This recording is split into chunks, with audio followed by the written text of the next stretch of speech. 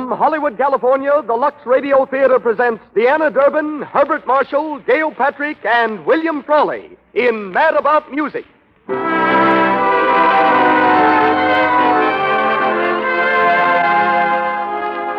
Lux presents Hollywood. Our play, the sentimental comedy of a young girl hungry for the love of a father, and what happens when circumstance forces her to adopt one. We're always glad, ladies and gentlemen, to hear how you like our program. We enjoy hearing from you. And when you tell us of your purchases of Lux toilet soap as an indication of your appreciation, we're delighted. It's your enthusiasm for our products that makes this program possible. Tonight, we bring you Deanna Durbin, her charm and beautiful voice, Herbert Marshall, Gail Patrick, and William Frawley in Mad About Music. Our special guest is Mrs. Kellyphine Morrison of the Los Angeles Public Schools, giving us some interesting sidelights on the training of movie children. Louis Silvers conducts the orchestra. We had expected that Mr. DeMille, our regular producer, would be back with us tonight, but his doctors advised that he defer his return for one more week. Taking his place this week as guest producer, we are fortunate in having that famous and much-loved Broadway and Hollywood personality, Walter Huston. You all know him, you all admire him. We've had him here before in the Lux Radio Theater in such famous plays as Dodsworth. This week, he shows us another side of his versatile personality as guest producer of the Lux Radio Theater. I am happy indeed to bring back one of our best friends. Ladies and gentlemen, Walter Huston.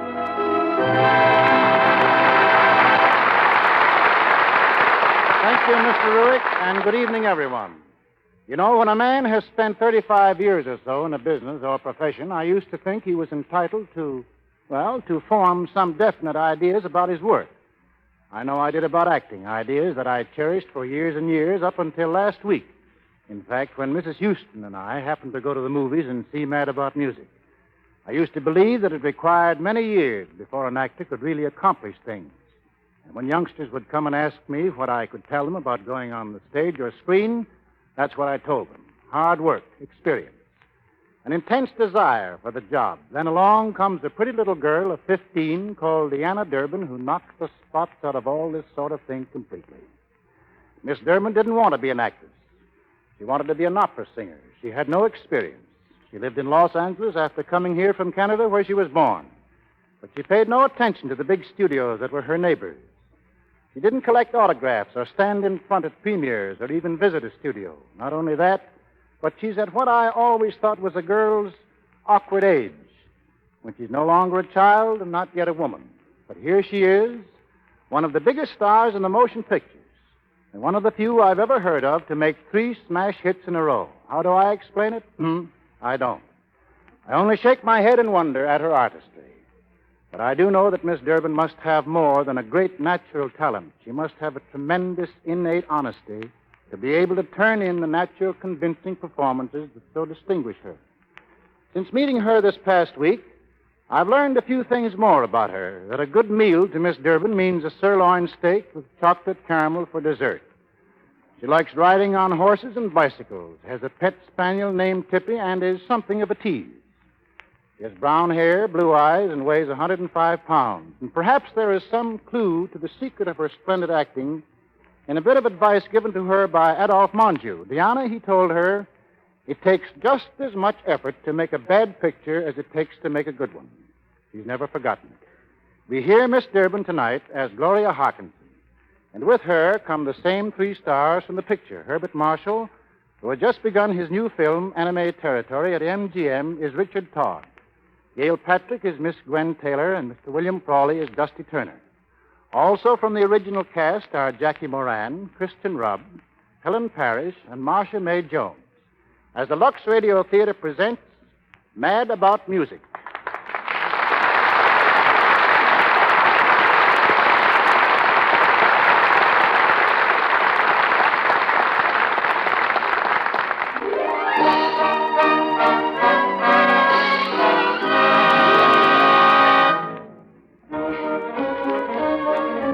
Opening at the Chinese Theater in Hollywood. The picture has just ended, and the crowd filters into the flood-lighted patio, eager to exchange opinions, eager to announce the birth of a new star. Surefire, it can't miss. Gwen Taylor makes it. Gwen Taylor is right. She's They should have started long ago. They'll star her now. She's marvelous. An hour later, the whole town, anxious to toast her name, new star sits alone in her room. There's a letter in her hands, and as she reads, her lips slowly frame the cherished words. Her manager knocks at the door. Hey, Gwen, can I come in? Come in.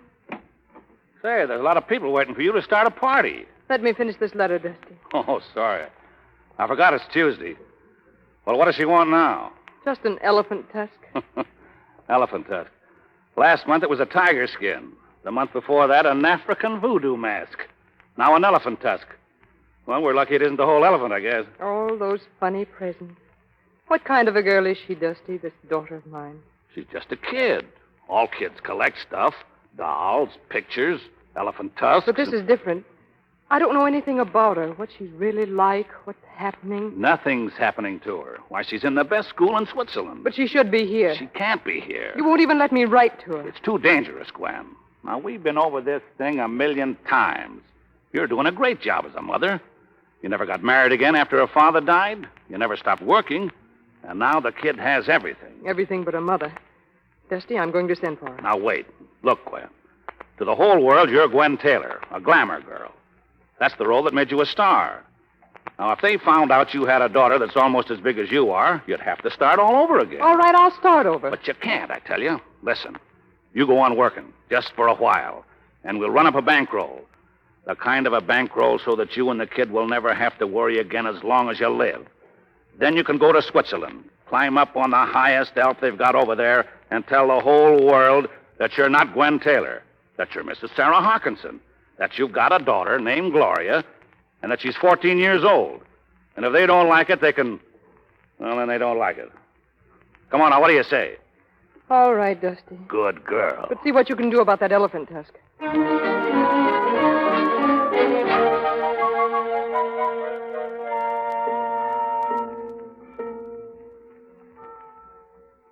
Young ladies must not stick nails in other young ladies' bicycle tires.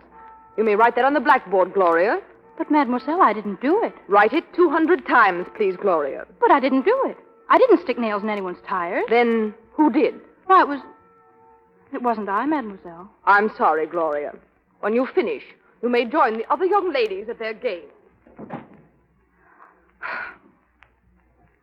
Young ladies must not stick nails in other young... Hello. Oh, hello. Mind if I watch Gloria? Young ladies must not stick nails in other young ladies' bicycle tires. You're the one who did it, aren't you, Felice? How many times do you have to write it? I knew it was you. 100 or 200? I know. You're angry because I was the leader today. Why do you dislike me, Felice? What makes you think I dislike you? Don't you? No, I don't dislike you. I hate you. Goodbye, Gloria. Young ladies must not stick... Gloria. Olga, you better get away from that window. If Miss Few's not sees She won't. Felice was just here, wasn't she? What did she say? Oh, nothing. She's starting up trouble again. You know what she said today? It was about your father. What did she say about my father? She said she didn't believe he was an explorer, and she didn't believe he sent you the voodoo mask and the tiger skin and all those trophies and things. Oh, who pays any attention to what she said? Nobody, but she said she was going to prove it. Well, how can she? What about all those letters he writes to me? Well, she says he doesn't. She says you write them yourself. Well, how did she happen to say that? It's the most awful lie. I tried to stop her. Oh, who cares? You better go now. All right. I wish you could come. Oh, Olga, if you see old Pierre around, will you tell him I want to see him? He's not here. He took the carriage into town to get garden tools. Oh, well, I'll see him tonight.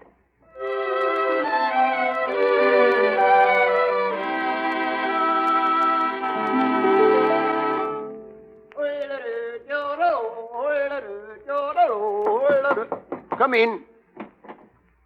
Good evening, Pierre. Hello, Gloria. How was that? Pretty good? Very good, Pierre. Sit down. Sit down. You want another stamp from my album, yeah? Well, yes. Where is the papa now? He's in Africa. We'll see where in Africa. Ah, the Gold Coast. Say, that's a 10-franc stamp. Give me the letter. I didn't write the letter. What? I didn't write the letter yet. But don't you write yourself a letter from your papa every Saturday? Yes, but But this Saturday you've got to write it. Me? Please. Mm-mm. That's forgery. No, it isn't. Not if I tell you what to write. No. Let me think it over a few days, and when I think it over, I don't think I'll do it. Oh, but I can't wait.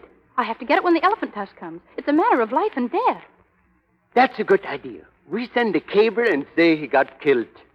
Oh, no, we can't do that. I need him. All the other girls talk about their fathers. What about your mother? Doesn't she do something? Oh, no, and I can't talk about her. Oh, please, Pierre. But I can't write so good, Mom. My hand shakes. I'll say my father has a fever. Please. But when you do it, it's you writing a dream. But when I do it, it's me writing a lie. You can cross your fingers like this. That means you don't mean it. Please, Pierre. Why do you always make me do something when I don't want to do it? Well, go ahead. I'll write it. My dear darling daughter, I am far in the deep jungle tonight working toward the Nile. But how I wish I were with my little girl.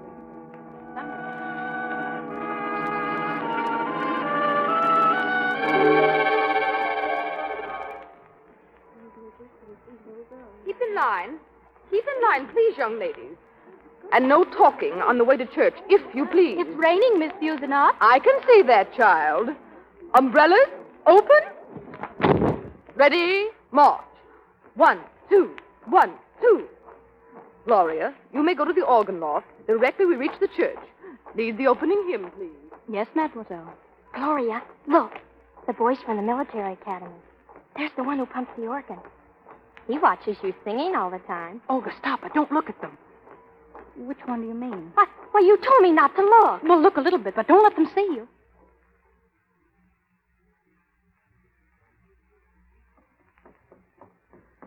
Oh. Oh, hello. Hello. God bless you. Thank you. It's the dust up here. Yes, it is dusty. Very dusty. I guess that's because there's so much... Dust. Yes. Yes. Well, I'm to pump the organ today. Oh, pump the organ? Oh, that's very nice. Yes, it is nice. Yes. Well, I've got to go now. Yes, of course. Yes. Goodbye. Goodbye. No, there's something else first. What? What's about me and you, too?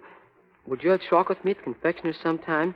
Say Monday when I have a 3-hour off time for winning an essay contest about Napoleon? Oh, Monday?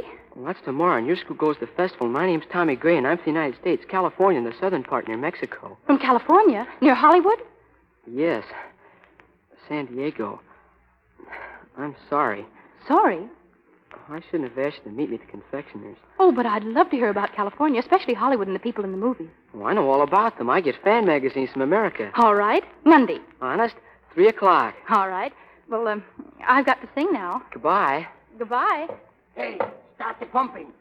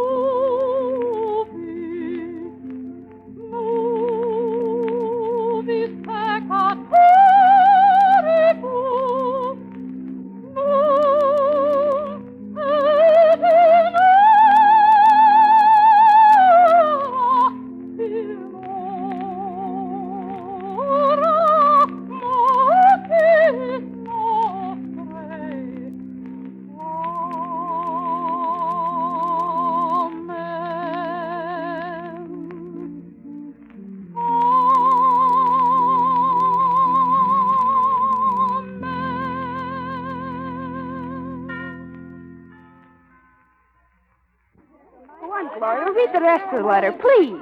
Quiet, everybody. When the charge was over, 3 elephants were in our pens, and the one that charged me was dead. I'm sending him his tusk. Good night, my dear daughter, and remember that I'm always thinking about you, and hope to see you soon. Your loving father. Now, aren't you sorry you said what you said, Felice? That was wonderful about the elephant. Where are you going to put the tusk? I think up next to the leopard he shot in Indochina. Gloria, is this your father's picture? It was hanging on the wall. Why, yes, that's my daddy's picture. I suppose that's one of the elephants he killed? Yes. Why, Felice? It's a very interesting picture, especially the back. Give me that picture. Oh, not till everybody sees it. Look at the back of it, girls. It's an ad for a cheese company. Gloria! Well, what about it? My father captured the elephant for that company. He always sells the ones he brings back alive. So he hunts for a cheese company. What's his name, Ronald or Roquefort? And I'll bet your name's Miss Lemberger. Gloria Lemberger. It sounds good, but P.U. Please, give me that photograph. Oh, what do you want with it? I'll show you what. Give it to me.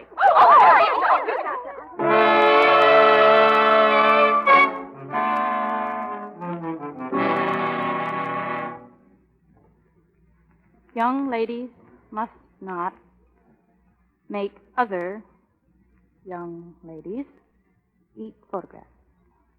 Oh, Olga, come in. I can't. No one will see you. Where are you going? I'm going to the exposition. Oh, you don't want to go to the exposition, do you? No, but everybody's going. Listen, would you do me a great, great big favor? Would you stay here and write the rest of these for me? Oh, no, I couldn't do that. Oh, I know, but it's a matter of life and death. It really is. You see, I've got to meet him at 3 o'clock, and, well, it's almost 3 now, and... He? Who's he? Oh. Well, it's my father. Your father in Ethelbert? Well, yes. He's coming here? Yes, but just for an hour, and I'm supposed to meet him at the station. Oh, well, of course I'll stay. Oh, Olga, thank you.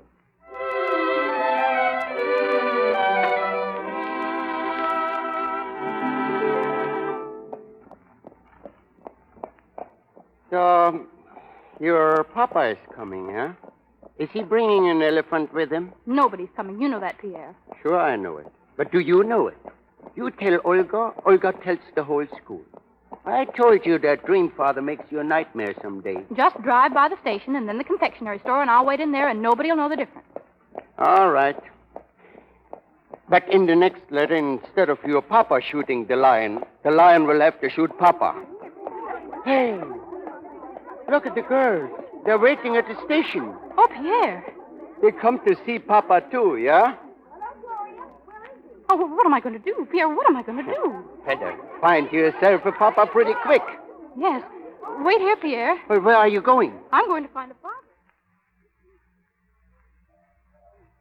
6, 7, 8, 9. Got all the baggage off, Trip? Yes, sir, 9 pieces, Mr. Todd. Good. Let's find a porter, shall we? Yes. Hello? Hello, mister. Well? I said hello. Oh, hello. Welcome to Switzerland. Here, take these flowers. But I don't want any... Oh, take them, please. There. Trips, what do you say on an occasion like this? Just, thank you, little girl. Thank you, That's little all. girl. Well, this is an old Swiss custom. We welcome the most distinguished-looking visitor on every train. And I have a carriage waiting for you to show you some of the village and take you wherever you're going. The carriage, how nice. With horses, I suppose? Yes, 1 horse and a driver, but they'll get you there. Yes. This way, please. I'm afraid we're putting you to a lot of bother, my child. Oh, no. You don't know what a great pleasure it is to welcome you. Did you say the Grand Hotel? Yes, the Grand Hotel. Oh, it's a lovely place.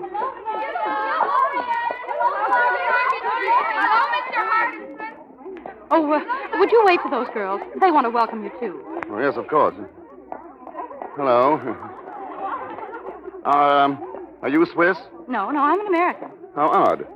You're an American carrying out a native Swiss custom to welcome me, an Englishman. Oh, are you English? That's nice. Yes, we like it. But I've been in America a good deal, and my home is in Paris. Mine is in New York, but I've been here in school for the last 5 years. Mm-hmm. What's your name? Gloria Harkinson. Well, I'm Richard Todd. I'm pleased to meet you. How long are you going to stay here? 5 days. 5 days? Oh, that's awful. Awful. Oh, well, I mean, it's awful nice. Not so bad, really. I thought you were just passing through and maybe you were going to Interlaken. Interlaken is very nice. It's only 20 miles more. Do you always welcome people who come to Ethelberg by telling them how nice it is in Interlaken? Oh, no, not at all. I just like Interlaken. It's lovely. You'd love it. I'm not planning on doing any sightseeing. I came here to rest. I'm a very tired man. I think you look almost as tired as an explorer back from a long trip, don't you? Whoa. Well, I hope not. I'm a composer. Grand Hotel. Well, it's been very nice now. What are you looking back for? What? Oh, those girls. I wondered if they were going to follow us. I mean, you. Well, they don't seem to have. No, they don't. Well, thank you very much. Oh, thank you. Goodbye. Goodbye. Goodbye. Goodbye. Goodbye. So, the Papa is a composer now, just like the daughter who composes the letter. Oh, Pierre, I think I got out of it very well, don't you? Oh, what a relief. Gloria, wait. Olga, why did you tell everybody about my father? Oh, I couldn't help it, Gloria. I was so excited. Everybody's excited, even Miss Fusnot. What? And yes, what do you think, Gloria? Miss Fusnot says we don't have to attend any classes tomorrow. Well, why? Why? Because your father's here. They're going to invite him for lunch.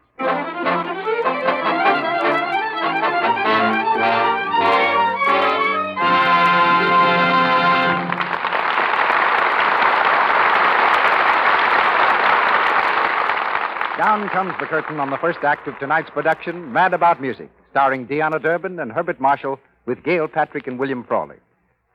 We decided that during our intermission tonight, we ought to talk a little bit about Easter. Easter? Yes, Mr. Jones. What's the matter with that? Well, it is Easter Monday, but it's still the Lux Radio Theater, and I honestly can't see any special connection between Easter and Lux toilet soap. Well, I can. Have you forgotten the thousands of beautiful ladies who sauntered up and down Fifth Avenues and Main Streets all over the country yesterday morning, displaying their new Easter clothes? I have not. I was intrigued by the shoes with all the holes in the toes, and I'm still wondering whether chin straps are meant to hold the ladies' hats down or their chins up. Even so, I can't see where Lux soap comes into this. Well, think of all the really attractive women you saw in the Easter parade. Didn't they all have clear, smooth complexion? Oh, I begin to follow you, Mr. Ruick, and you're absolutely right. A beautiful ensemble, isn't that what they call it? That's right. Loses a lot of its charm if the lady's complexion isn't, well, all it might be. That's exactly what I mean, Mr. Jones. Without a smooth, lovely skin, no other charm counts. And right there, Lux toilet soap comes in. Lovely ladies everywhere find it guards against unattractive cosmetic skin. Gives complexions the kind of beauty care they ought to have. It guards some beautiful complexions right here in Hollywood. Right again.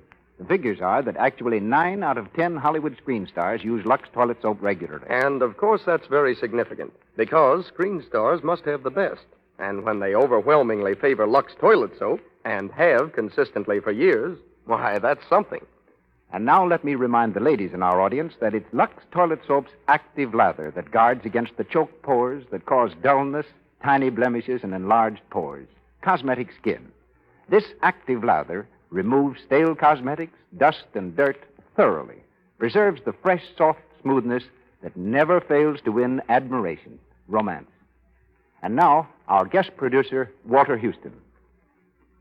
Once again, Mad About Music, starring Deanna Durbin and Herbert Marshall with Gail Patrick and William Frawley.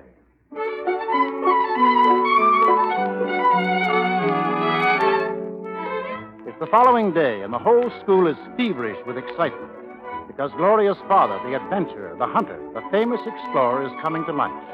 Up the road from the gate strides Mr. Todd, his shoulders set, his stick swinging with grim resolution. Gloria spies him from the window and rushes to meet him.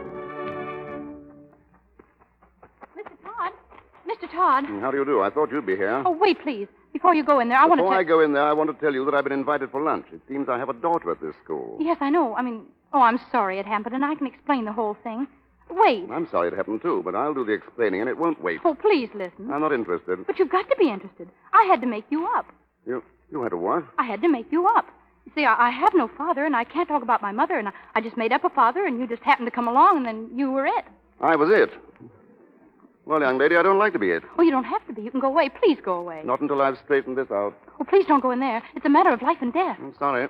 But they'll know all the stories about my father weren't true. Well, you should have thought of that before you told them. Oh, you've got to help me. Afraid I can't. But I'm an American, and you're an Englishman, and England's some other country. Well, that doesn't mean that I have to be your father. Oh, I know, but if you don't go in there, you don't have to be anybody. Please. Oh, welcome to our little institute, Mr. Hawkinson. I wish you wouldn't call me Mr. Hawkinson. Oh, I'm sorry. Gloria said you were incognito. Come in, please. Girls, quiet, please. Now, girls, I want to present you to Gloria's father. How do you do, Mr. Harkinson? Wait. Before you go any further, I think there's something you want to know. Oh, please wait. When you do me all this honor, you rather embarrass me. Oh, no, please don't. Until I realize that you're really paying honor to my daughter. Oh.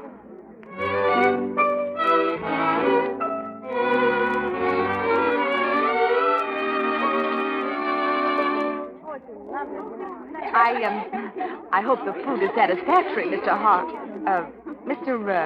Harkinson will do. I'm not incognito here. Yes, the lunch is excellent. Well, we didn't know exactly what explorers are accustomed to eating. Oh, penguin and seal steaks, polar bear chops. In Africa, you have seal steaks and polar bears? No, please.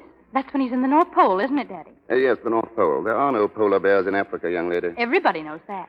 In Africa, you have lion meat, don't you, Daddy? Sometimes, but lions generally are a bit tough. Now, giraffes are quite delicious, especially the neck. Really? Yes, they're quite the thing for dinner parties. 20 people can sit down to just one giraffe's neck. Oh, Mr. Harkinson, what about the elephant you captured for the cheese company? Oh, the elephant for the cheese company, you mean? What about it? They put it on the package. Oh, well, you wanted to know about the elephant for the cheese factory. Yeah, quite a package. So that means it was a big elephant. That's the way hunters talk. For big elephant, they say package. I think it's kind of cute, don't you, Felice? It also means very wild, untamable. He seemed pretty tame in the photograph when you were sitting on his neck. Yeah, when I was sitting on his neck. Well, that's easy to explain. I have a peculiar effect on elephants. I just look them in the eye. In only one eye?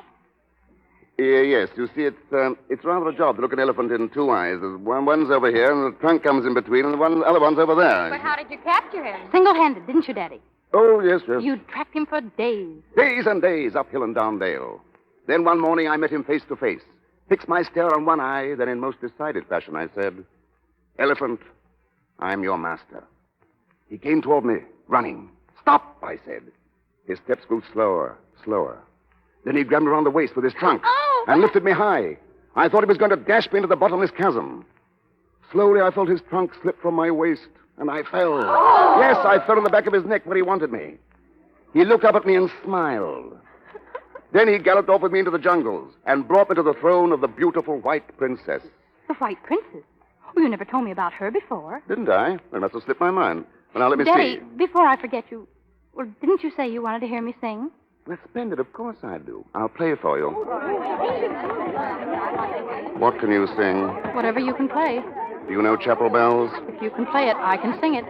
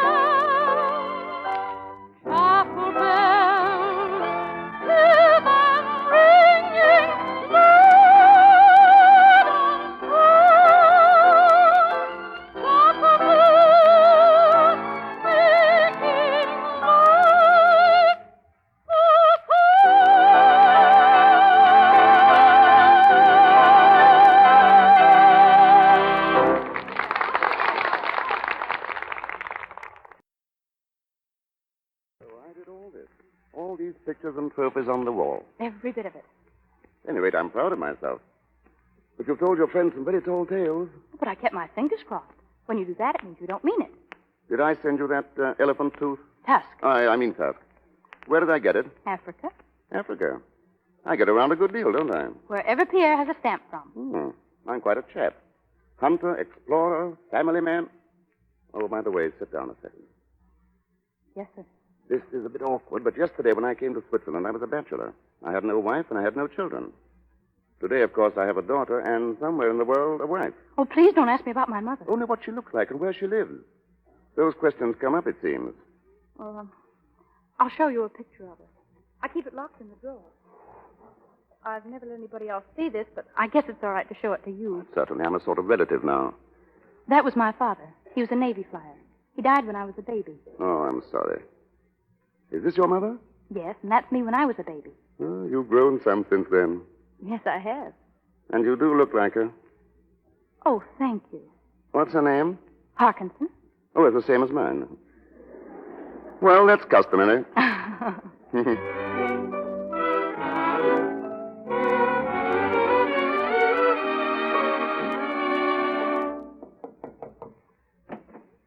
Well, young man, How do you do, Mr. Harkinson? I'm not Mr. Harkinson. Mr. Todd is Mr. Harkinson. I mean, Mr. Harkinson is Mr. Todd. Oh, well, I'm his secretary. Oh. What is it you wish, please? Well, it's kind of a family matter, I guess. Family matter. Oh. This way, please. Mr. Todd.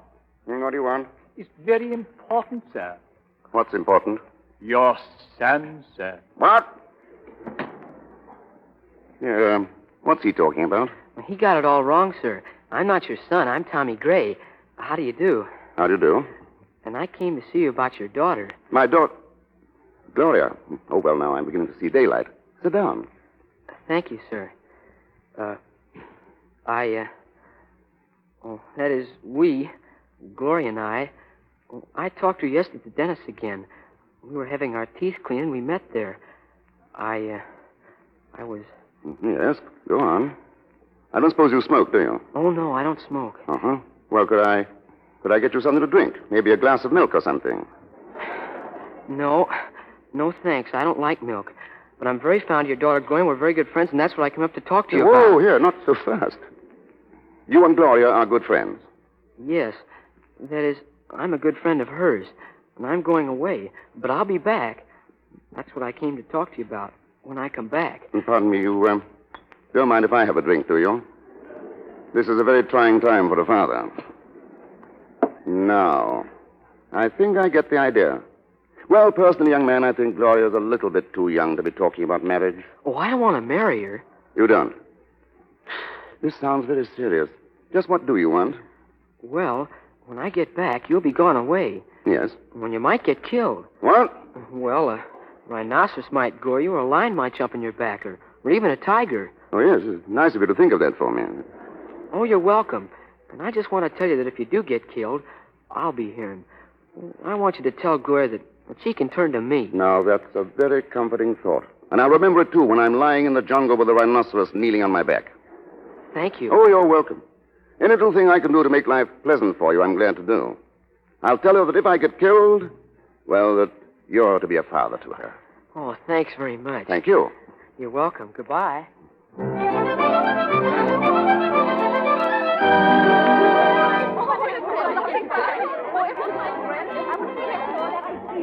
Oh, it's wonderful, Mr. Hawkinson.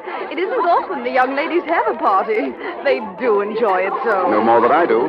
Yes, we're all children at heart, aren't we? Aren't we? Telegram for you, sir. Telegram?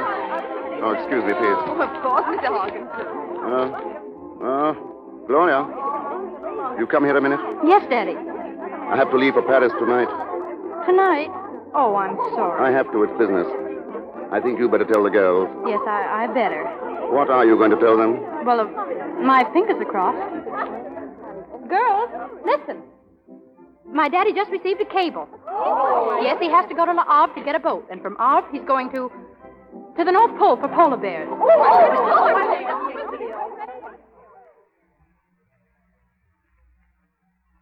Neckties. I always forget neckties. They're already in. Tired of packing? No, it's fun. Fun? Oh, I didn't mean that it was fun packing for your going away. I mean, I never packed for my father before, and it's fun. Yes, it is, rather. I better see how Trips is coming along with the trunk. What comes next here? Goodbye? No. Goodbye comes later. Socks come next. They're in the top drawer. Do you want to take the morning paper with you? I can get a new one at the station. Just... Oh. What? What's the matter? Oh, nothing. I just... Let me see that. Gwen Taylor in Paris, was that it? To open American wing of French exposition. Gwen Taylor, motion picture actress, isn't she? Yes, I think so. Are you a fan of her? Oh, no, I've never seen her. But some of the girls talk about her at school. Oh. What about those socks? I'll put them in. And then run back to school and get permission to come to the train. Oh, may I? Well, don't you want to? Well, yes, of course, but... Well, maybe I'd better not. Maybe we ought to say goodbye right now. You see, I don't like to say goodbyes, and, well, you've been so nice to me, and I don't like to see you go, and... Oh, well, you know. Yes, I know. Goodbye, Gloria. It's been fun being your father. Thank you. It's been fun being your daughter. Goodbye, Daddy.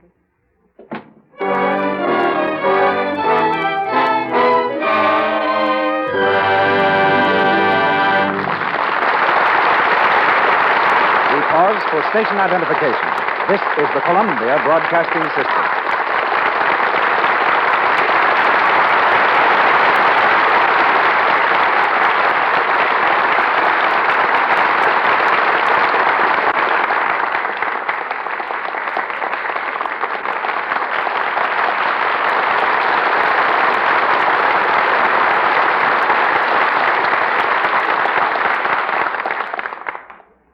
Having concluded the second act of Mad About Music starring Deanna Durbin and Herbert Marshall, we take a little intermission now before going into Act 3 and hear about another phase of Hollywood, about the education of motion picture children.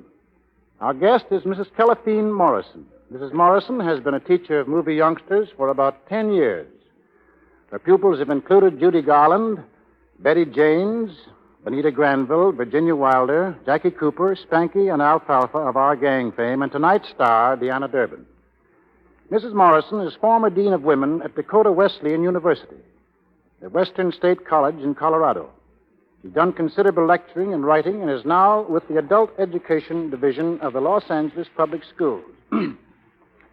Mrs. Morrison, a lot of people have the idea that famous movie children lead anything but normal lives and that they don't go to school like other kids do.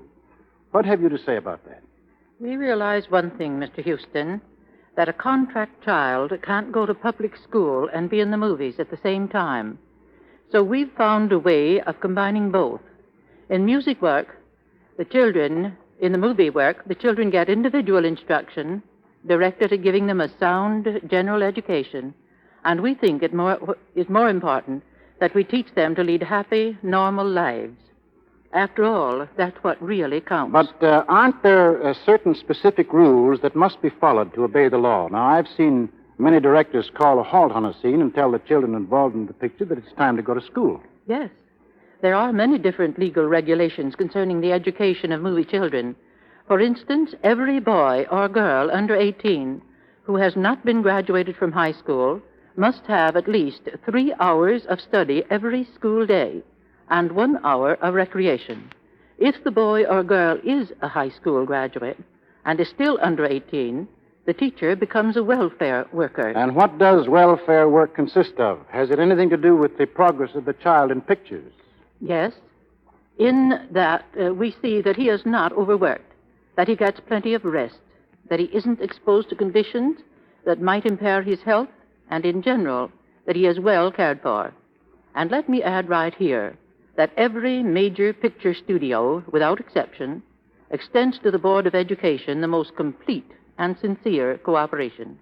Every studio has its own school, and when a child is not in a picture, he attends this school and is taught by teachers who must have exactly the same qualifications as other public school teachers.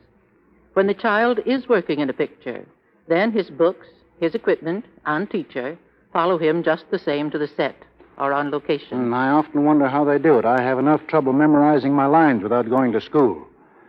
I suppose that's why you went to New York with Miss Durbin on her recent visit there. Exactly. And that trip gave Deanna a chance to see firsthand many of the things that she has studied. The geography of the country and the government of the country, too, because we went to Washington and saw Congress in session. And I might tell you that we brought LUX soap with us on the train and used it wherever we happened to be in the East, just as we do back home. It certainly looks as if Miss Durbin is going to follow in the footsteps of the grown-up stars, doesn't it? But tell me, between us two now, just what kind of a student is Miss Durbin? Between us two, Mr. Houston, she is as willing, as delightful, and as intelligent a pupil as a teacher could wish for. She is happy, and happy pupils learn best. Mm-hmm. What's she studying these days? United States history, civil government, English, music, and French. She's greatly interested in drama, and in New York, she read quite a bit of Kenneth Roberts' book, The Northwest Passage. But I still think her favorite book is Bambi. Naturally, I'm pleased to see her making such fine progress with her lessons. But what pleases me most is to know that here is a girl at the top of a glamorous profession who has enough common sense to keep both feet squarely on the ground. Like any other girl, she's fond of clothes. But Diana prefers simple clothes. She doesn't attempt to act beyond her years. She's just a fine, wholesome young girl, and we never can have too many of her kind. Thank you, Mrs. Thank Morrison. you.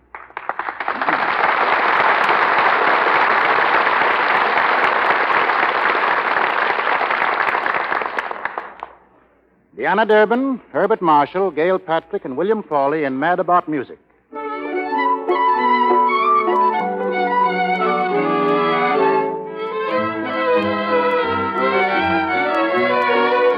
Gloria didn't meet Mr. Richard Todd at the station for an excellent reason.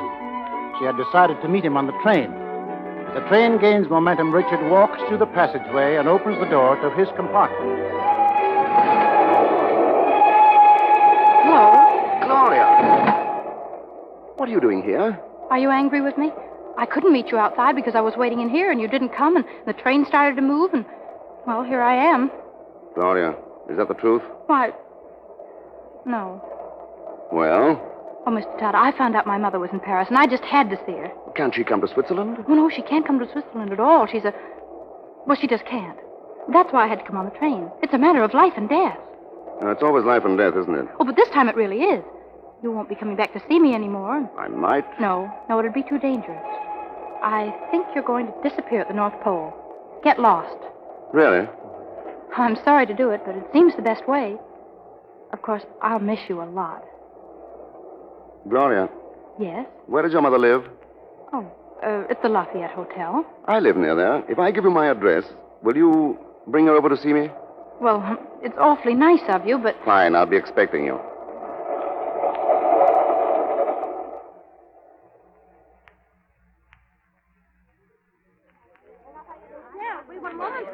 Hello? Lafayette Hotel. Where's that little girl who called me? Here I am. Oh, sure, there you are. Well, come over here, Gloria. I'm Dusty Turner. Yes, I remember you, Mr. Turner. How do you do? I'm fine, thanks. How are you? Very well, thank you. Well, that's fine. Come on now, sit down and tell me just how you got here. I came on the train. Well, how did you get away from the school? Oh, well, it wasn't hard. Well, I'm afraid that's bad business. Now, you should have told me about your plans. Oh, I know, but, well, I was so lonely, and then I saw that my mother... When? Yes, that Gwen was here, and I came. Oh, I just want to see her a minute to say hello and talk, and then I'll go right back. Well, I don't know about that. Gee, but you've grown a lot. I guess I have. I should say so. How's the school? Oh, please, I don't want to talk about me or the school. I want to see Mother... Gwen. Yeah, I know you do. But that's not going to be as easy as you think. You're not going to let me see her? No, I'm not going to stop you. They are. Who? Those people out there in the lobby. Her fans. Why, they're waiting for her now. Oh, I can wait until they go. I don't mind. But that's not it. You see, she sort of belongs to them. But I belong to her. She's my mother. Well, you know. Sure, I know. It's tough on you and tough on Gwen. And me, too, for that matter. But you see, everything a big star does, everything about her, makes people talk. They guess and gossip and watch every move she makes, everything she does. So she's got to be different. Why, she's almost like a princess in a fairy tale. I see. And a princess in a fairy tale can't have a daughter as big as I am, can she? Oh, but next year she's going to be with you all the time. And Goodbye. then... Isn't there anything you want, Gloria? Anything that I can do? No, thank you. Goodbye.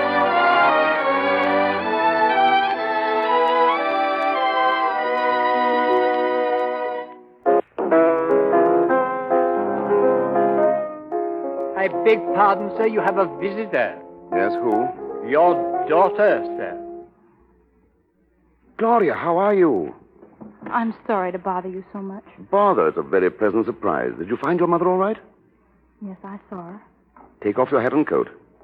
You have a nice time? Oh, yes, I had a very nice time, thank you. I bet your mother was surprised to see you. Why, yes. That is, at first she was. Is this the song you were playing just now? Yes, that's it. How long is your Would mother you mind going... if I sang this? What, right now? I'd like to try it. All right.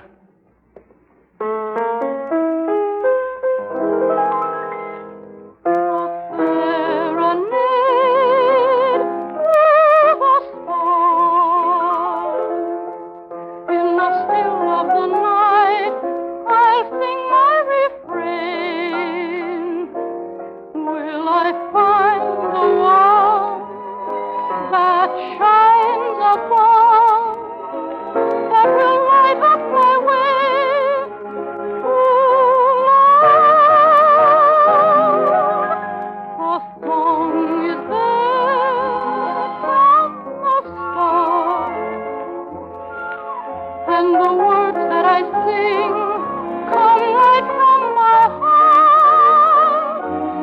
No violins, no strumming guitar, just a serenade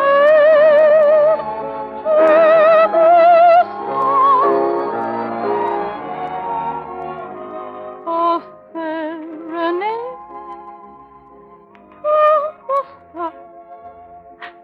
What's the matter? What's wrong, Gloria? Nothing. Look up here. Remember, I'm your father. You picked me out yourself, you know. Could you send me back to school? Tomorrow? Send you back? Tomorrow? Does your mother know about this? She gave me the money to go, but I lost my handbag. Did you tell her you'd lost it? I didn't think I ought to. She's very poor and... Poor? And stopping at the Lafayette. Oh, but she's poor in a very rich way. Oh, the new poor. But you had a good time. Yes, we had a lovely time. Well, tell me all about it. Well, I met her at the Lafayette. And she was so glad to see me that she hugged me till she almost took the breath out of me. Just because she was so glad to see me. And then she stood back and just looked at me. And then she started to cry. And I cried. Just because we were both so happy. It's funny how you cry when you're happy, isn't it? And then she laughed. She laughed, and I laughed, and everybody looked. She's so beautiful. And then we just talked.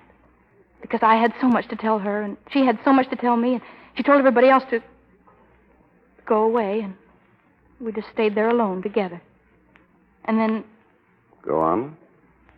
And then she had to go to a party, and I told her I better get back to school, and she said I was right and gave me the money, and then I lost it, and then I came here to ask you. I'm glad you did. You can uncross your fingers now, Gloria. What?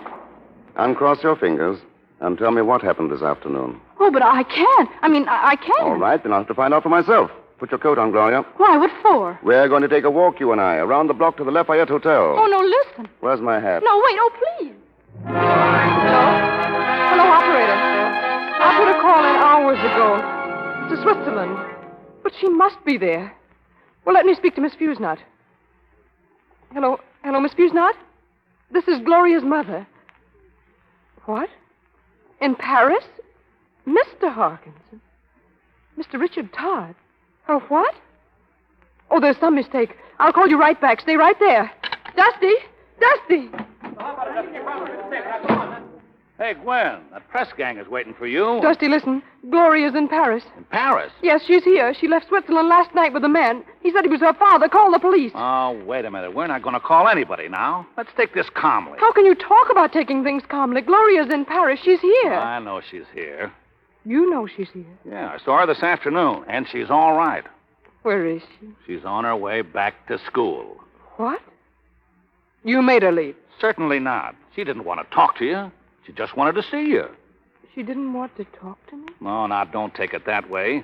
I told her what it would mean if it got out that you had a daughter her age, and... You did that to that baby.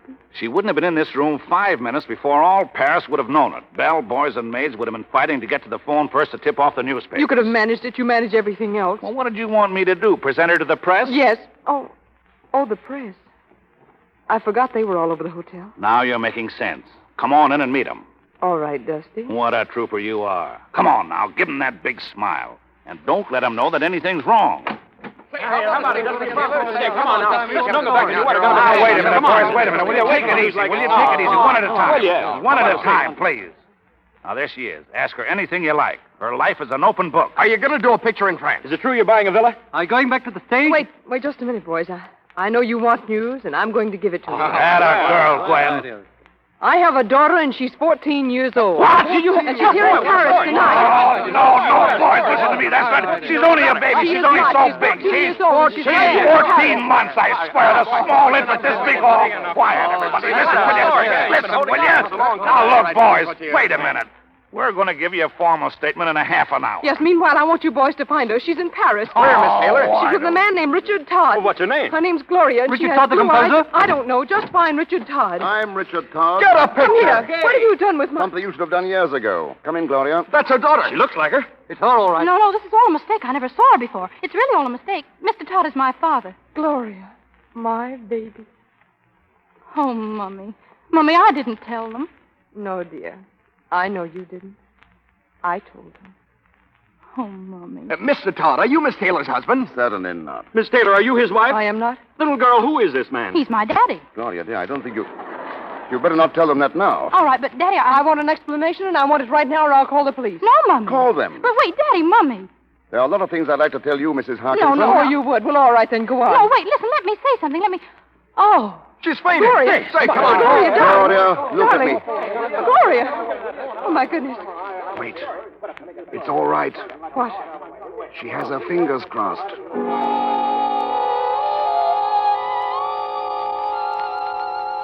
Such a lovely party, Mr. Todd. And to have Gloria's father and mother both at once. But I still don't understand how you... Oh, it's quite all right. I will explain later. Maybe. Oh, yes, of course you will. I don't know how exactly. Oh, we'll think of something. But she's right, Richard. Gloria should have a father, you know. Yes, they're quite customary. Well, I don't want to nominate myself, Gwen, but I've had a week of experience. Oh, but we'd have to be married, wouldn't we? Yes, that's part of the idea. Richard, are your ideas always that good? A song is there from the stars, and the words that I sing come right from my heart.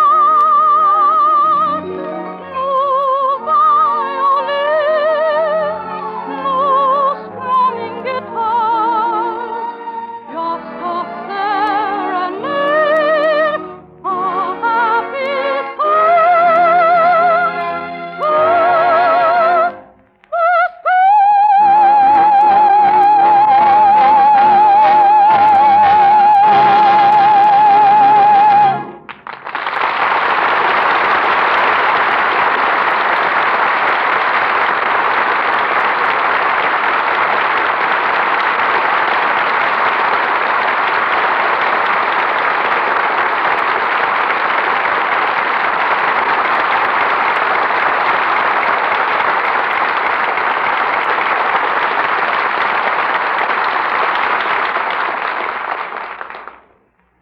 Well, that's the end of Mad About Music. And now, for a moment or two, we'll have a chance to hear from Miss Durbin, Mr. Herbert Marshall, Miss Gail Patrick, out of character. You know, Mr. Houston, you've been so nice that I think maybe it would be a good idea if you broke down and called us by our first names. Mm-hmm. At least me. I don't feel like Miss Durbin to you. I feel like Deanna. And besides, don't forget, we were both born in Canada. Oh, yeah, then there's one old neighbor to another. Thank you, Deanna. Ever since we made Mad About Music on the screen, Deanna, people have been asking me a lot of questions. They want to know what you're planning to do. If you're going to stay in Hollywood or if you're going to be an opera singer. And here's your chance to answer them all at one time. Do you mean what I'd like to do or what I'm going to do? Well, since it's pretty hard to predict the future, what you would like to do. I'd like to do 3 things. I'd like to sing in opera, and I'd like to keep on making pictures, and I'd like to be on the radio, as long as people want to hear me. There's one tip I can give you, Deanna. If you want to keep that lovely complexion of yours as you grow up, just keep on using Lux soap. I'll bet you use it, Miss Patrick. If you mean that for a compliment, Deanna, thank you. I do use it. I think it's the best soap there is. And so do I. It makes the nicest lather, and it smells nice, too. In fact, Lux soap is the favorite with my whole family. Well, thanks, Deanna. And tell me, now that your picture's finished and our radio program is over, I suppose you'll be taking another vacation? Where are you going this time? Right back to Universal City, Mr. Houston, to make another one. It's called That Certain Age. But that's all I know about it. Now, I wonder what certain age is that certain age. I can answer that after a fashion. Deanna is going to have a beau. I am? You are? I was speaking to Mr. Rogers at Universal, and he says that what they'd like to do is to have you grow up in pictures just as you grow up in real life. What kind of a beau does a girl have at 15, Miss Patrick? Oh, well, you'd better ask your father about that. Mr. Marshall, please. Walter, Deanna wants to know. Yeah. Yeah, she has a beau, I guess, huh? Well, you know, Deanna, he carries your school books and picks flowers for you, and... And after that, you'll have an older beau in your next picture. First Love.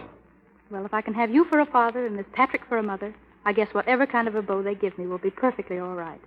And now, Mr. Houston, thank you for a very nice time. Good night, Deanna. Good night. Good night. Good night. Good night.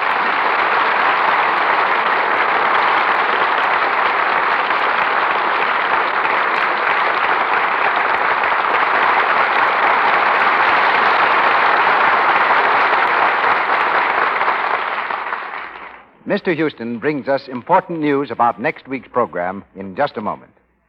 Our cast tonight featured Jackie Moran as Tommy Gray, Christian Rubb as Pierre, Helen Parrish as Felice, Marcia May Jones as Olga, Edgar Norton as Trips, Margaret Brayton as Miss Fusnot, Marie Hammond as Miss Louise, Joanne Ransom as Dorothy, Suzanne Ransom as Catherine, and Jerry Gale as Lizette. Mad About Music was made at New Universal Studios. The original story was written by Marcella Burke and Frederick Kohner, with music by Harold Adamson and Jimmy McHugh. Gail Patrick's new Paramount film is Dangerous to Know, and William Frawley's Professor Beware. Louis Silvers is from 20th Century Fox Studios, where he directed music for Four Men and a Prayer. And now, ladies and gentlemen, just a reminder. As you know, many localities switch to daylight saving time next Sunday. If your community is one of those changing to daylight saving time, you will hear this program at the usual hour. If your community remains on standard time, tune in 1 hour earlier. And now, here's Walter Houston. Next Monday night, the Lux Radio Theater presents Madeline Carroll and Don Amici in Dangerous, a great romance drama which many of you rank among your favorite motion pictures.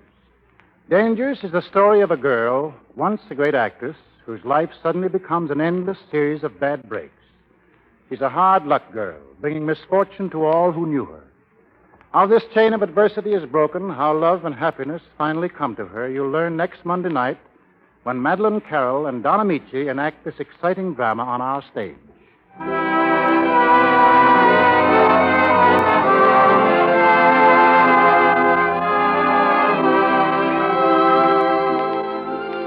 Our sponsors, the makers of Lux Toilet Soap, join me in inviting you to listen in a week from tonight when the Lux Radio Theater presents Madeline Carroll and Don Amici in Dangerous. And beginning next Monday night, Mr. Cecil B. DeMille will be back here as usual as your host and producer. This is Walter Houston thanking you all and bidding you good night.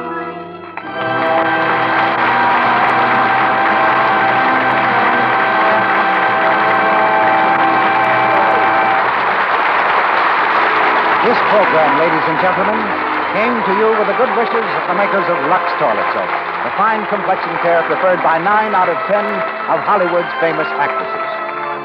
So join us again next Monday night. Be part of the audience that gathers each week from coast to coast to hear Hollywood stars in the finest plays of stage and screen.